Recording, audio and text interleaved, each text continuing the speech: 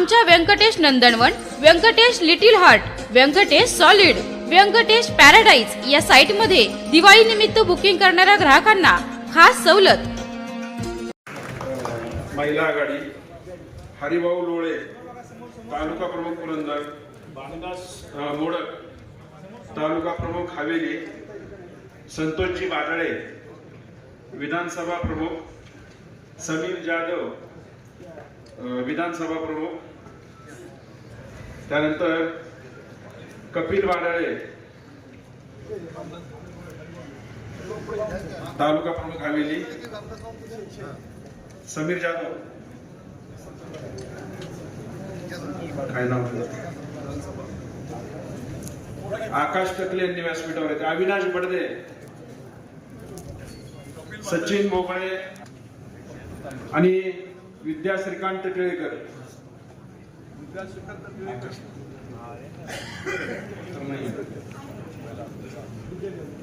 अर्थानं आपण या ठिकाणी शिवसेनेच्या संपूर्ण पदाधिकाऱ्यांची नवनियुक्ती, नवा आणि जुना हा संपूर्ण मेळ घालत बाप्पूंनी गेल्या महिनाभरापूर्वी संपूर्ण तालुक्याचा अभ्यास करून सर्व कार्यकर्त्यांना योग्य त्या ठिकाणी मान सन्मान देण्याचा प्रयत्न केला आणि त्याच्यामधून हा कार्यक्रम या ठिकाणी आयोजित करतोय।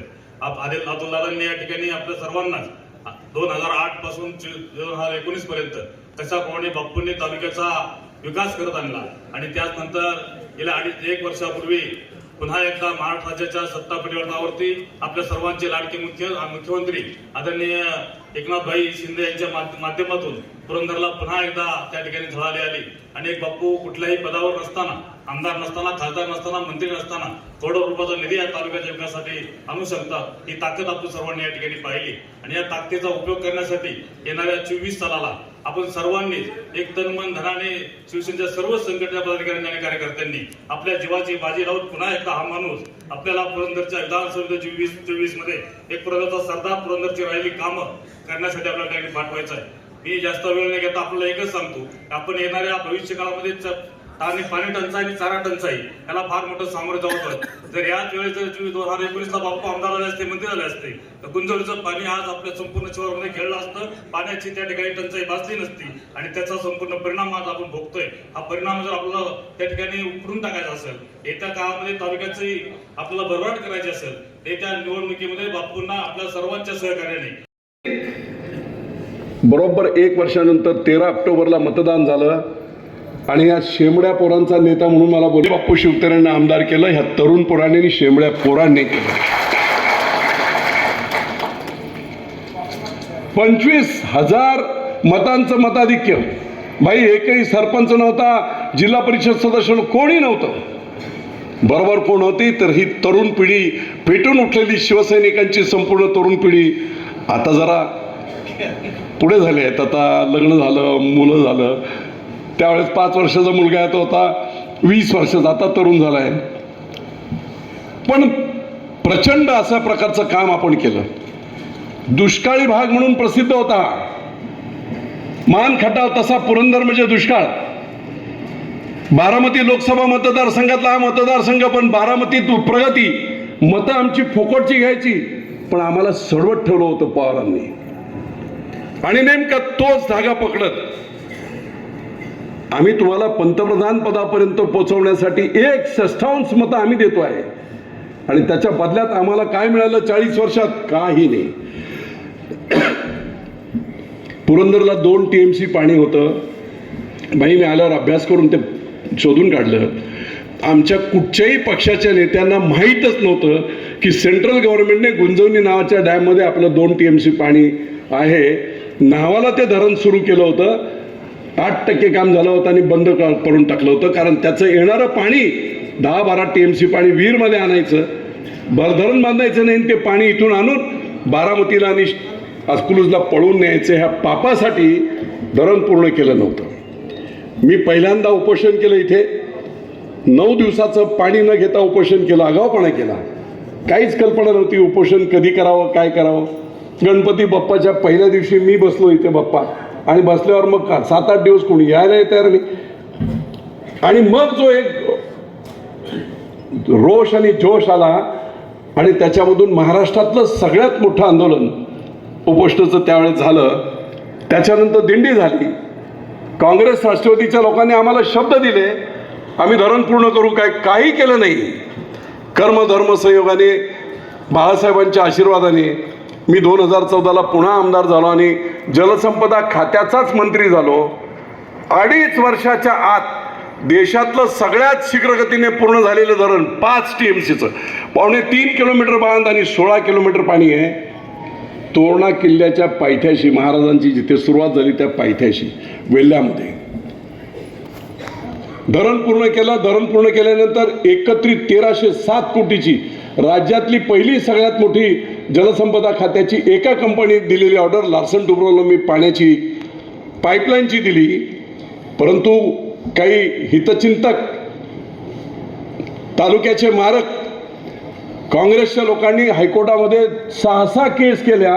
2 वर्ष डिले केलं, नाही तर 2019लाच पाणी आलं असतं कमीत कमी मेन लाईन.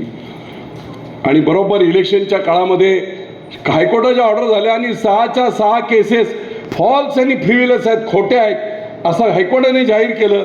मी लोकांना ओरडून सांगत होतो. इलेक्शन लागली होती, माझं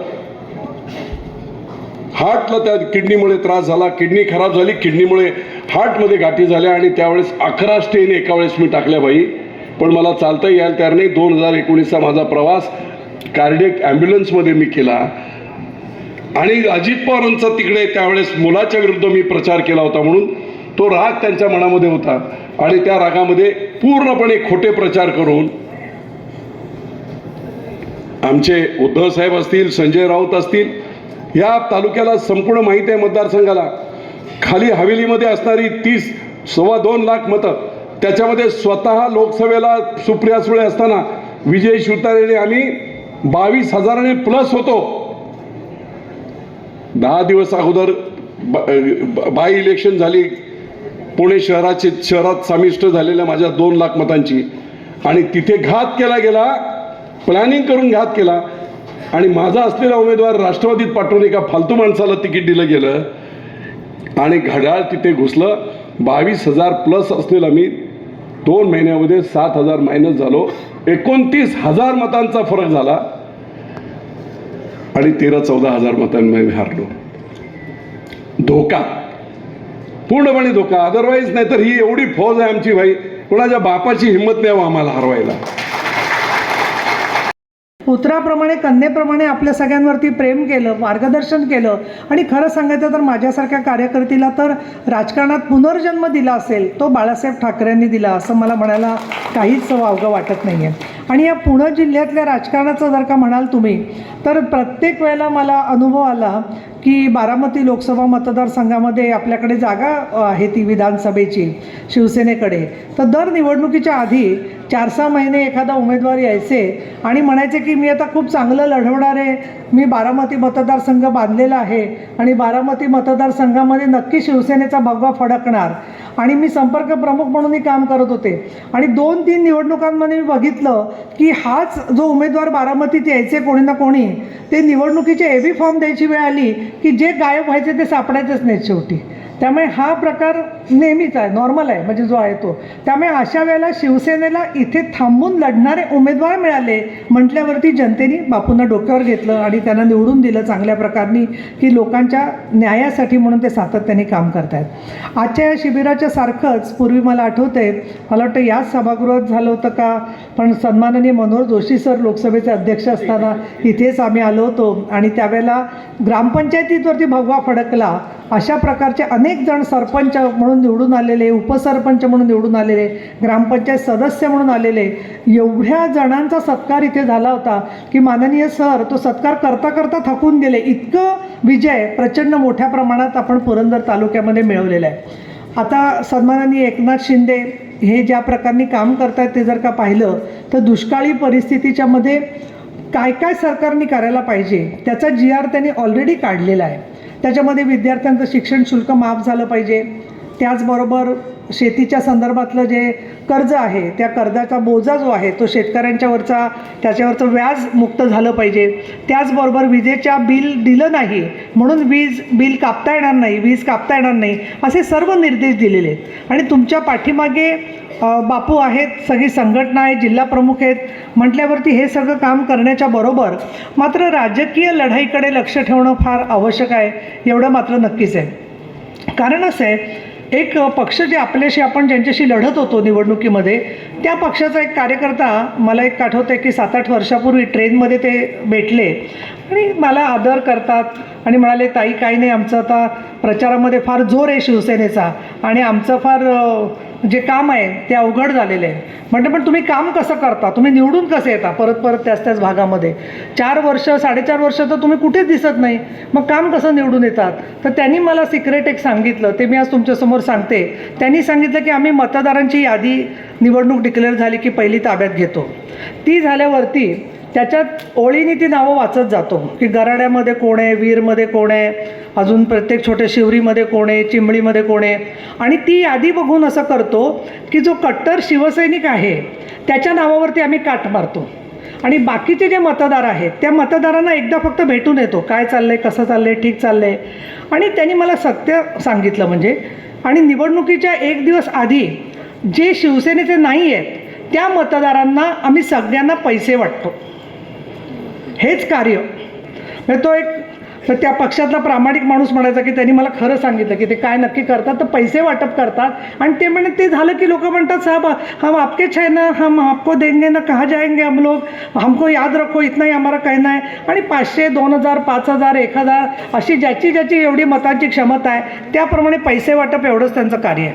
आणि त्यामुळे बापू आपण जे कष्ट करतो ना ते कष्ट सगळे त्यांच्या पैशाच्या वाटपासमोर टिकवणं हे खूप मोठं आव्हान आहे. आणि आतासुद्धा निवडणुकीच्यामध्ये हेच प्रकार होणार आहेत, गैरसमज पसरवणं, खोटं सांगणं, त्या व्यक्तीच्याबद्दलची काही त्यातून तब्येत तेवढी साथ देत नव्हती. त्यांना मी ब्रीच कँडीला माझी आई ॲडमिट होती तेव्हाही पाहिलं, तर बापूही त्याच वेळेला हॉस्पिटलला होते. आणि अशा वेळेला या सगळ्या आपल्या विजयाच्या कारकिर्दीमध्ये पुढचं काम जे आपल्याला करायचं आहे त्या दृष्टीने आज आपण हे कार्यक्रम आयोजित केलेला आहे. मला अपेक्षा ठेवलेली आहे संयोजकांनी की काही मुद्द्यांवर मी खास कसं बोलावं, त्याच्यामध्ये संघटनेचा विचार आणि प्रसार याच्यावरती बोलणं अपेक्षित आहे. एक मला जरूर असं वाटतं की आपण सोशल मीडियावरती जे काम करतो तर सोशल मीडिया प्रत्येकजण बघत असतो. म्हणजे टेलिफोन घेतो हातात, आपण व्हॉट्सअप बघतो, फेसबुकवर जातो, काही लोक, काही जण ट्विटरवर असतील, तरुण मुलं मुली. तर प्रत्येक ठिकाणी आपलं जे चांगलं काम झालं आहे ते रोज तरी तुम्ही 10 कामं त्याच्यावर टाकली पाहिजेत स्वतःची. म्हणजे बाबा आपल्या गावात मी अमुक गोष्ट केली, सभासद वाढवले किंवा बैठकीला गेलो, त्या ठिकाणी काय झालं. आणि त्याच्यासाठी म्हणून तुम्हाला तरुण मुलं जी युवाची आहेत त्यांच्याबरोबर तुम्ही स्वतःसुद्धा शिकून घ्या. ज्येष्ठ नागरिकांना काय फोन वापरता येत नाही असं काही नाही आहे, महिलांना तर फोन खूपच वापरता येतो. फोनवर बोलायला सुरुवात केली तर दिवस संपेल, रात्र संपेल, दिवस संपेल, रात्र संपेल, आपण बोलू शकतो. मग जेवढं बोलू शकतो तेवढं आपण टाईप करू शकलो पाहिजे, तेवढा मुद्दा टाकू शकलो पाहिजे आणि योग्य आपण टाकतोय की नाही माहिती हे तपासून घेतलं पाहिजे. त्यामुळे सामाजिक माध्यमांवरती आपलं काम जे आहे ते चांगल्या शब्दामध्ये टाकण्यासाठी वेळ पडल्यास तुम्ही एखादं शिबिर घ्या किंवा त्यांना सांगा की मॅटर काय टाकायचा, किंवा सकाळीच तुम्ही त्यांना मेसेज पण तयार करून देऊ शकता की कार्यकर्त्यांचा मेळावा संपूर्ण होतोय.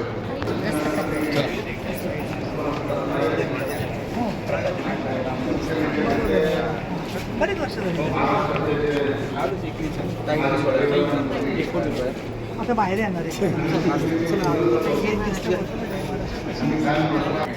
रामदास भाई कदम ज्यांनी आता आपल्याला मार्गदर्शन केलं, त्या विधान परिषदेच्या उपसभापती डॉक्टर मिनंदाई गोरे, मंचावरती उपस्थित असणाऱ्या शिवसेनेच्या उपनेत्या ज्योतिताई वाघमारे, पुरंदर हवेलीचं आमचं सर्वांचं दैवत विजय बापू सुतारे, ममताताई लांडे, बारामतीचे जिल्हा प्रमुख देवरे साहेब, युवाचे आमचे जिल्हा प्रमुख तुषारजी आणवीर, तालुक्याचे प्रमुख हरिभाऊजी लोळे, संपूर्ण व्यासपीठ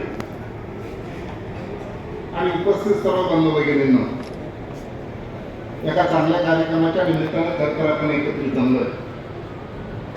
अनेक दिवस शिवसेनेचा मेळावा त्या ठिकाणी खऱ्या अर्थानं झालेला नव्हता.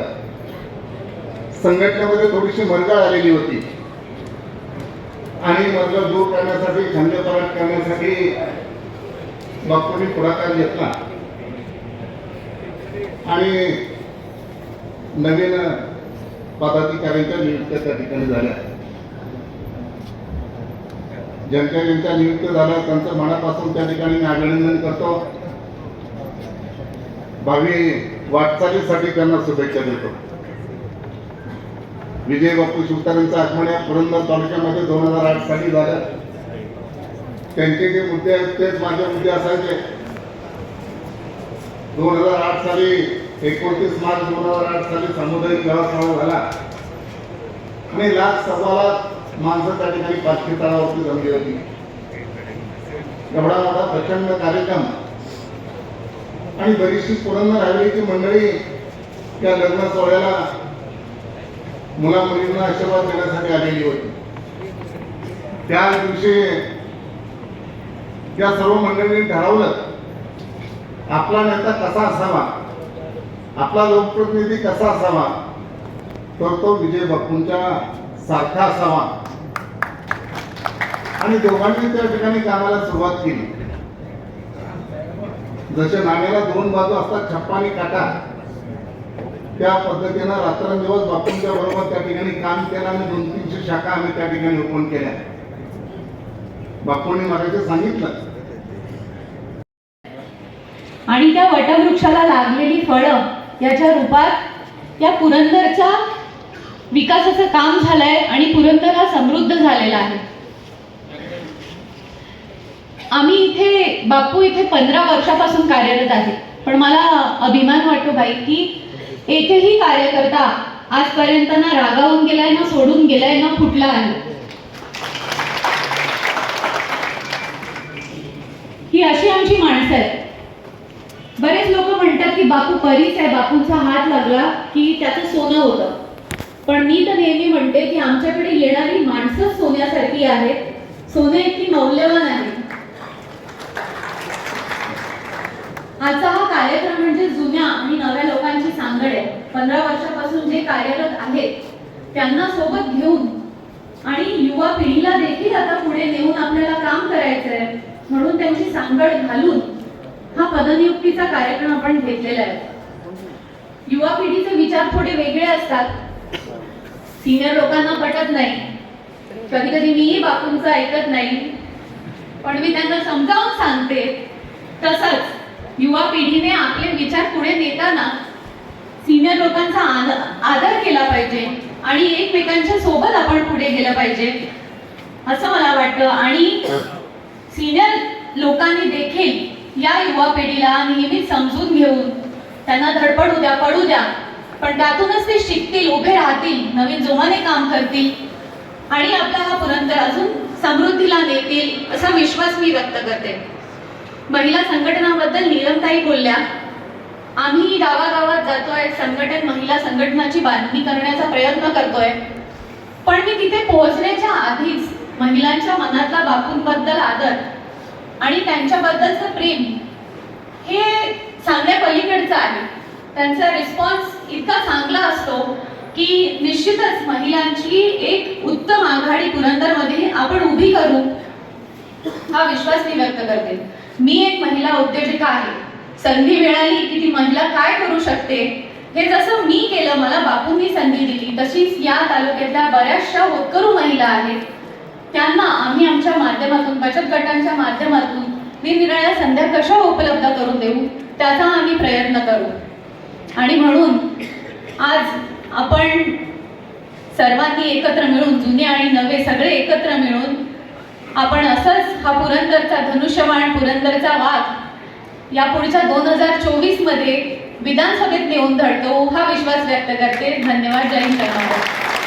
तुळजाभवानी अखंड महाराष्ट्राचं कुलदैवत खंडोबाई, हिंदवी स्वराज्य संस्थापक छत्रपती शिवाजी महाराज, त्यांना घडवणाऱ्या राजमाता जिजाऊ, भारतीय राज्यघटनेचे शिल्पकार विश्वभूषण महामानव भारतरत्न डॉक्टर बाबासाहेब आंबेडकर, क्रांतिबा ज्योतिबा फुले, सावित्रीबाई, रमाई, अहिल्यादेवी या सर्वांना आणि त्याचबरोबर हिंदू हृदय सम्राट वंदनीय बाळासाहेब ठाकरे धर्मवीर आनंद दिघे यांना मानाचा मुजरा करते. आज मंचावरती विराजमान असणारे खरं तर आज दडपण येतात, कारण आदरणीय भाईंच्या समोर भाषण करायचं म्हणजे हेडमास्टरांच्या समोर शाळेत नुकत्याच प्रवेश घेतलेल्या मुलीनं भाषण केल्यासारखं वाटतं. पण भाई समजून घेतील अशी अपेक्षा करते.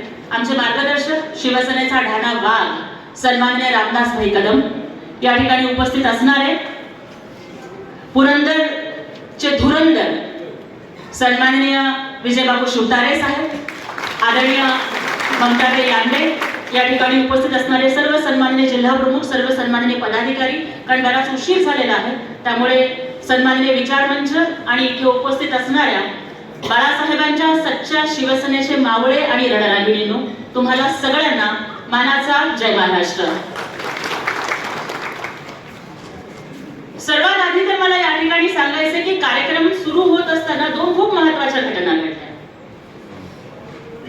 त्यातली पहिली घटना अशी घडली की ज्या वेळेला शिवसेनेच्या सदस्य नोंदणी उपक्रमाचं उद्घाटन होत होतं आणि पहिला फॉर्म डिजिटल स्वरूपामध्ये जेव्हा आदरणीय बापूंचा भरला गेला तेव्हा आमच्या नेत्या आदरणीय नीलमताई तिथे आवर्जून म्हणाल्या की थोडं काहीतरी चुकतंय, विजय बापू शिवतारे या नावाच्या आधी आमदार किंवा नामदार असायला पाहिजे होतं.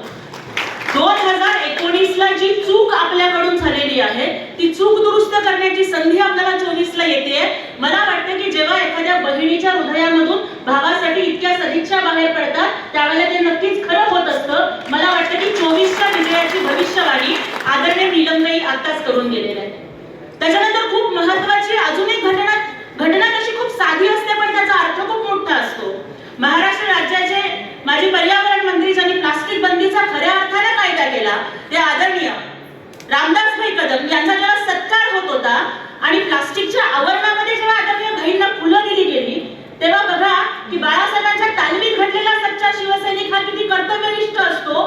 भाईंनी आवर्जून सांगितलं की ते प्लास्टिकचं आवरण बाजूला काढून ठेवा. भाई तिथे तुम्ही सांगितलं, भाईंनी या कृतीमधून दाखवून दिलं की सच्चाई छुप नहीं सकती बनावट के उसूलों से,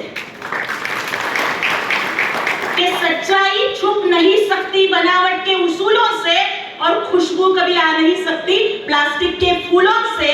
त्यामुळे ही प्लास्टिकची फुलं, हे प्लास्टिकचं आवरण कुठेतरी बाजूला काढणं ही जबाबदारी ते किती संयमानं आणि शौर्यानं पेलली.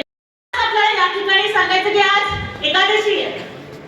आजपासून बरोबर 15 दिवस आधी कार्तिकी एकादशीच्या यात्रेच्या निमित्तानं पंढरपूरला गेले. चंद्रभागेच्या वाळवंटामध्ये ज्या वाळवंटात ज्ञानोबा तुकोबारायांचे अभंग रंगले तिथं काही वयस्कर वारकरी तिथे बसलेले होते. पुंडलिकाच्या मंदिराच्या शेजारी बसलेल्या वारकऱ्यांना पदस्पर्श करून दर्शन घेतलं आणि त्यांनी माझ्या खांद्यावर जेव्हा भगवा बघितला, धनुष्यबाण बघितलं, त्यांनी विचारलं की एकनाथजी शिंदे साहेबांच्या शिवसेनेचं काम करताय का? मी म्हटलं हो, अभिमानानं सांगते एकनाथजी शिंदे साहेबांच्या सोबत. मळकटलेले धोतर, कळकटलेली बंडी, डोक्यावरती मळलेली टोपी, अतिशय जाडभिंगाचा चष्मा, सुरकुतलेला चेहरा आणि कपाळावरती विठ्ठलाचा बुक्का असं असलेल्या त्या वारकऱ्यांनी मला दोन्ही हात जोडून सांगितलं की आमचा एक निरोप ताईच मुख्यमंत्री साहेबांच्या पर्यंत पोहोचवायचा आहे. आम्ही काही त्यांना तिथपर्यंत मुंबईला जाऊ शकणार नाही, पण त्यांना सांगा की दर महिन्याच्या एकादशीला विठोबारायाचं दर्शन घ्यायचं ही आमच्या घराण्याची पद्धत होती. की सोन्या रुपयानं मडला मार वाड्याचा बालाजी, शेतकऱ्याचा विठोबा तुळशीच्या पानामध्ये राजे.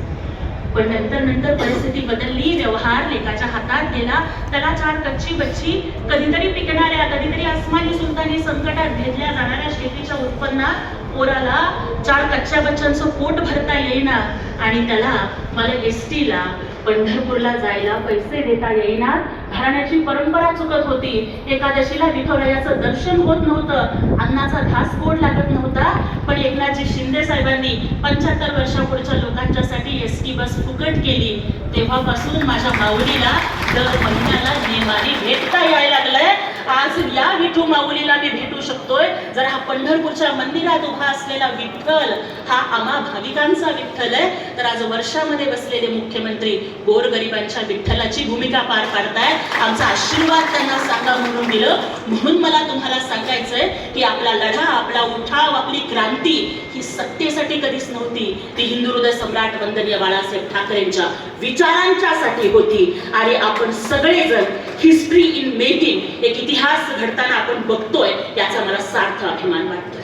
आज आपण सन्माननीय विजय बापू शिवतारे साहेबांच्याकडे जर बघितलं तर आज प्रचंड अभिमान वाटावा असं नेतृत्व की एका गाईच्या गोठ्यामध्ये उपाशी आईच्या पोटामध्ये जन्माला आलेला माणूस हा महाराष्ट्र राज्याच्या मंत्री पदापर्यंत झेप घेऊ शकतो. ही किमया त्यांच्या कष्टाची आणि हिंदू हृदय सम्राट वंदनीय बाळासाहेब ठाकरे यांच्या शिवसेनेची.